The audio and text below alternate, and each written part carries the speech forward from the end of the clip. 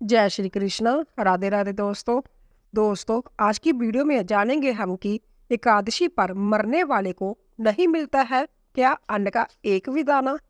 दोस्तों, इंद्र एकादशी का व्रत 17 सितंबर को किया जाएगा। इस दिन भगवान विष्णु की विधिवत रूप से पूजा अर्चना और पितरों का नाम श्राद्ध व दान करने का विशेष महत्व है। एकादशी के मौके पर आज हम आपको बताएंगे कि आखिर एकादशी के दिन स्वर्गलोक पहुंचने वाली आत्मा को भूखा क्यों रहना पड़ता है।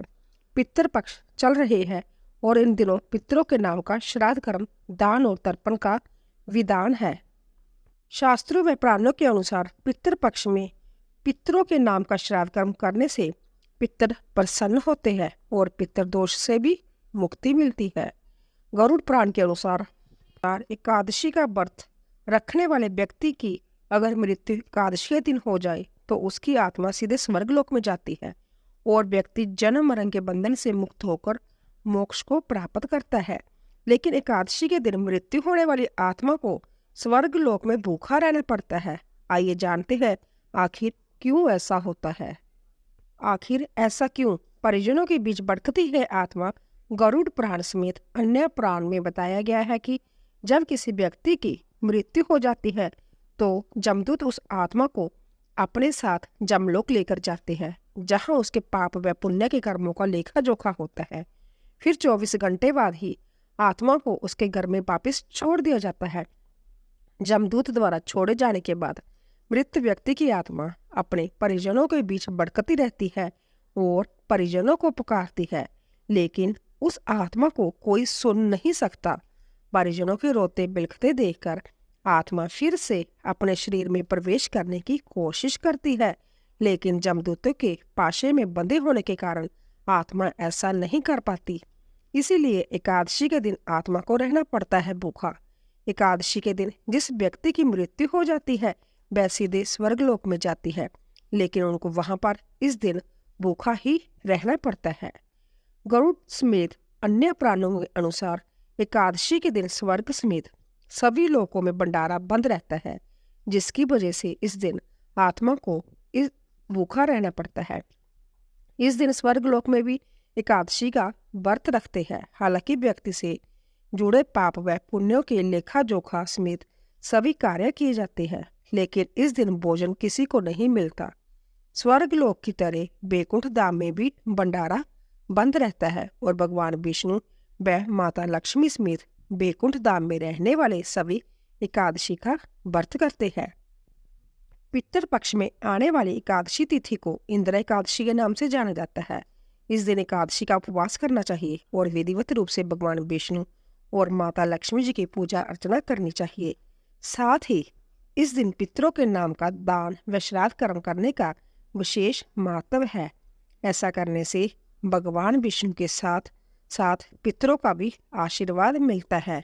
धार्मिक मान्यताओं के अनुसार इंदिरा एकादशी का व्रत करने और पितरों की पूजा करने से 7 पीढ़ियों के पितर तृप्त हो जाते हैं और परिवार में सुख शांति और समृद्धि बनी रहती है। जन्म मरण के बंधन से मुक्त हो जाता है व्यक्ति। गीता में बताया गया है कि माह के 30 दिनों को चंद्र के घटने व बढ़ने के अनुसार 15-15 दिनों में बांटा गया है। 15 दिन को शुक्ल पक्ष और 15 दिन को कृष्ण पक्ष कहते हैं। जब चंद्रमा बढ़ने लगता है उसे शुक्ल पक्ष और जब चंद्रमा घटने लगता है तो उसको कृष्ण पक्ष कहते हैं। शुक्ल पक्ष के अंतिम दिन पूर्णिमा तिथि आती है और वही कृष्ण पक्ष के अंतिम अमावस्या तिथि आती है। शास्त्रों में बताया गया है कि शुक्ल पक्ष के 15 दिन देवताओं के दिन माने जाते हैं और वही कृष्ण पक्ष के 15 दिन पितरों के दिन माने गए हैं। देवताओं के दिन को उत्तरायण और पितरों के दिन को दक्षिणायन काल कहते हैं। गीता में बताया गया है कि जिस व्यक्ति की देवताओं के दिनों में यानी शुक्ल पक्ष में मृत्यु होती है वह जन्म मरण के बंधन से मुक्त हो जाते हैं और वहीं जिनकी पितरों के काल यानी कृष्ण पक्ष में मृत्यु होती है उसका जन्म फिर से पृथ्वी पर होता है। पितृ पक्ष एकादशी को इंदिरा एकादशी के नाम से भी जाना जाता है और इस दिन श्राद्ध किया जाता है। इस दिन श्राद्ध करने से कई लाभ मिलते हैं, जैसे कि इस दिन श्राद्ध करने से पितरों को मोक्ष की प्राप्ति होती है।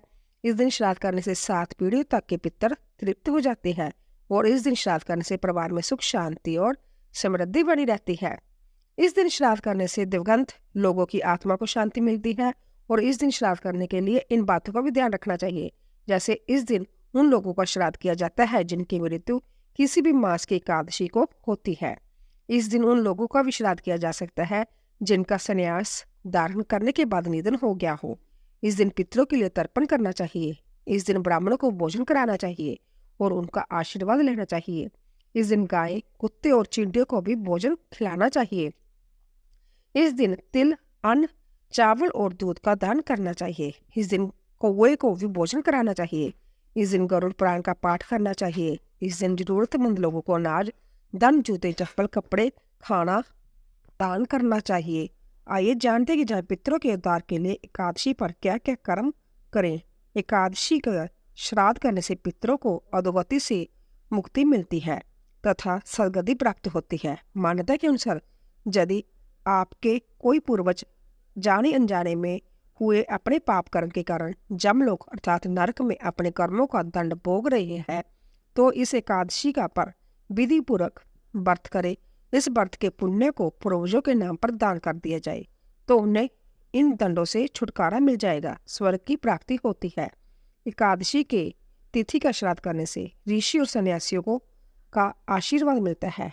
पितृपक्ष की एकादशी के दिन भगवान शालिग्राम की मूर्ति का पूजन करें, ब्राह्मणों को भोजन कराने और पितरों का तर्पण करें। सभी तरह के संकट परेशानियां दूर हो जाती है और रुके हुए सभी कार्य पूर्ण हो जाते हैं तथा घर में सुख, शांति और समृद्धि निरंतर बढ़ती है। श्राद्ध पक्ष की एकादशी पर सबसे पहले देवताओं को अग्निग्रास दे, फिर गाय, कौवे, कुत्ते, चींटी, मछली को भोजन कराए और साथ ही पिपल के वृक्ष के नीचे अन्न जल रखे। इस तरह के कर्म से एकादशी का दुगना फल आपको प्राप्त होगा और सभी तरह के संकटों से मुक्ति मिलती है। आश्विन कृष्ण एकादशी का श्राद्ध करने वाला निरंतर ऐश्वर्य की प्राप्ति करता है। एकादशी तिथि को संन्यास लेने वाले व्यक्तियों का श्राद्ध करने की परंपरा है और इस दिन एकादशी व्रत रखा जाता है। अंततः इस बार इंदिरा एकादशी व्रत रखा जाएगा। एकादशी तिथि के दिन श्राद्ध का दान किया गया है तो जैसे श्रेष्ठ दान है। इस दिन व्रत रखकर श्राद्ध कर्म करने से पितरों की देव ऐलम्मा और भगवान विष्णु प्रसन्न होते हैं। इस एकादशी का व्रत रखने और श्राद्ध करने से कर्ज से मुक्ति मिलती है। एकादशी तिथि का श्राद्ध करने वालों को समस्त वेदों का ज्ञान प्राप्त होता है। एकादशी के श्राद्ध करने वाले के जीवन के संपूर्ण पाप कर्मों का विनाश हो जाता है। इस दिन पूजा करके आप जाने अनजाने में हुए अपने पाप कर्मों से छुटकारा भी पा सकते हैं।